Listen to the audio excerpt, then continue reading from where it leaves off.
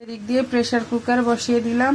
এখন এই যে গরুর গোশগুলো দিয়ে দিব, যেহেতু প্রেসার কুকারে বসাবো। বিসমিল্লাহ। প্রেসার কুকারে দিয়ে দিলাম। এখন সব ধরনের মশলা দিয়ে দেব। তো পরিমাণ মতো লবণ দিয়ে দিলাম, হলুদের গুঁড়া দিয়ে দিলাম, মরিচের গুঁড়া দিয়ে দিলাম। তো এদিক দিয়ে রসুন বাটা দিয়ে দিলাম, আদা বাটা দিয়ে দিলাম। এখন এই যে তেল, পরিমাণ মতো তেল দিয়ে দেব। তেল দিয়ে দিলাম। এখন কিছুক্ষণের জন্য একটু মাখিয়ে রেখে দেব। টমেটো দিয়ে দিলাম, পেঁয়াজ দিয়ে দিলাম। এই তো সব কিছু মশলার সাথে গোশটা মাখিয়ে রেখে দিলাম। এখন একটু কষিয়ে নিব। এই তো চুলা জ্বালিয়ে দিলাম, কিছুক্ষণ কষিয়ে নিব। এখন ঢাকনা দিয়ে দেব।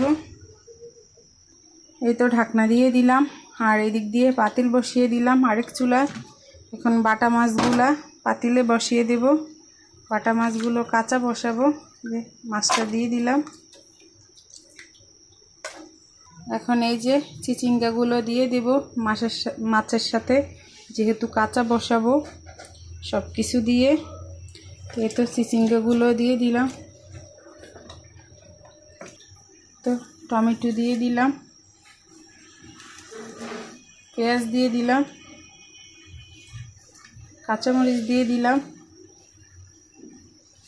পরিমাণ মতো লবণ দিয়ে দিলাম। এদিক দিয়ে পরিমাণ মতো হলুদের গুঁড়ো দিয়ে দিলাম। হালকা কয়টা মরিচের গুঁড়ো দিয়ে দেব, যেহেতু কাঁচামরিচ দিয়ে রান্না করলে সাদা সাদা দেখে, তাই একটু মরিচের গুঁড়ো দিয়ে দিলাম যেন কালারটা সুন্দর আসে।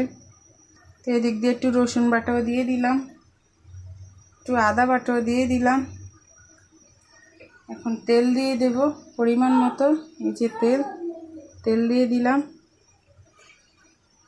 যেহেতু কাঁচা বসাবো তাই সব কিছু কাঁচাই দিয়ে দিলাম। এদিক দিয়ে এই যে গোশটা কষানো হইতেছে। আর এদিক দিয়ে এই যে এখন মাছগুলা মশলার সাথে ভালোভাবে মাখিয়ে নেব। মাখিয়ে কিছুক্ষণের জন্য রেখে দেব। তো এদিক দিয়ে কয়টা লং, এলাচি, দারচিনির গুঁড়ো দিয়ে দিলাম সাথে, যেহেতু আমরা গুঁড়াটা খাই, আস্তা খাই না, তাই গুঁড়াটা দিয়ে দিলাম। এই তো এদিক দিয়ে তরকারিটাও বসিয়ে দিলাম। এখন একটু পানি দিয়ে দেব, পরিমাণ মতো পানি দিয়ে দিলাম। এখন এই তো ঢাকনা দিয়ে দিলাম তাড়াতাড়ি বলক আসার জন্য। আর এদিক দিয়ে গোশটা কষানো হয়ে গেছে। এখন এই যে ডালগুলা ধুয়ে রেখে দিচ্ছি, ডালগুলা দিয়ে দেব।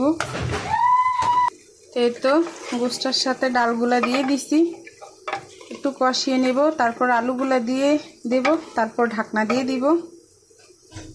এদিক দিয়ে তরকারিটা বলক এসে পড়ছে, যে হইতেছে।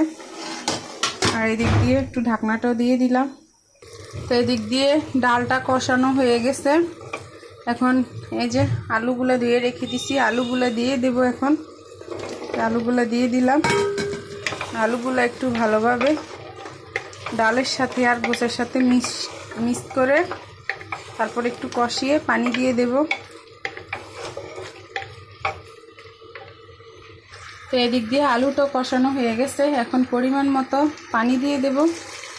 পানি দিয়ে দিলাম। এই তো পরিমাণ মতো পানি দিয়ে দিলাম। এখন ঢাকনাটা দিয়ে দিব। আর এদিক দিয়ে তরকারিটা হইতেছে। কয়টা কাঁচামরিচও সাথে দিয়ে দিলাম।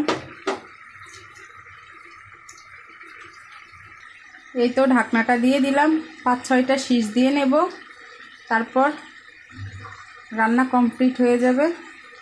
এদিক দিয়ে তরকারিটা হয়ে গেছে। কয়টা জিরার গুঁড়ো দিয়ে দেব সাথে, কয়টা জিরার গুঁড়ো দিয়ে দিলাম। আর এদিক দিয়ে চাল নিয়ে নিছি, চালগুলো ধুয়ে এখন বসিয়ে দেব। এদিক দিয়ে তরকারিটা ফাইনালি হয়ে গেছে। দেখেন কত সুন্দর মাশাআল্লাহ কালার আসছে। তরকারিটা এখন নামিয়ে নেব। এদিক দিয়ে ভাতটা বসিয়ে দিলাম, তরকারিটা নামিয়ে নিলাম। তো আশা করি ভিডিওটি আপনাদের কাছে ভালো লাগবে। সবাই লাইক কমেন্ট শেয়ার করবেন। আর আমাদের নতুন ভিডিও দেখতে হলে আমাদের পেজটিকে ফলো দিয়ে রাখবেন। আল্লাহ হাফেজ, আসসালামু আলাইকুম।